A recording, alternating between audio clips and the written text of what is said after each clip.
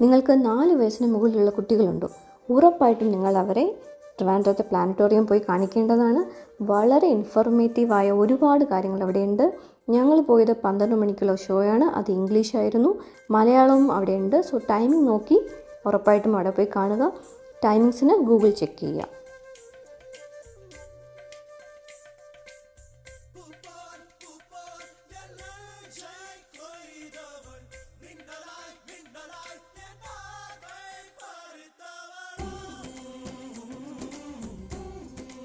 നിങ്ങൾക്ക് 4 വയസ്സിന് മുകളിലുള്ള കുട്ടികളുണ്ടോ?